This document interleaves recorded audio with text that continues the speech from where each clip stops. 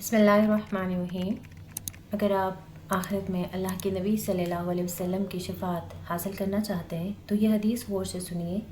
حضرت عوف بن مالک رضی اللہ تعالی عنہ سے روایت ہے، وہ کہتے ہیں کہ رسول اللہ صلی اللہ علیہ وسلم نے فرمایا، میرے پاس میرے رب کی طرف سے ایک آنے والا پیغام لے کر آیا۔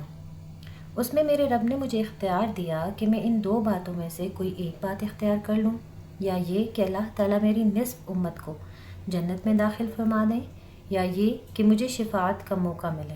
تو میں نے حق شفاعت کو اختیار کر لیا، اور میری شفاعت ان لوگوں کے لیے ہوگی۔ غور سے سنیے گا، اللہ کے نبی کہہ رہے ہیں کہ میری شفاعت ان لوگوں کے لیے ہوگی جو ایمان اور توحید کی میری دعوت کو قبول کر کے اس حال میں مرے کہ اللہ کے ساتھ کسی کو شریک نہیں کرتے تھے۔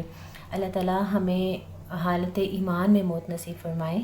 اللہ تعالیٰ جو ہے ہمیں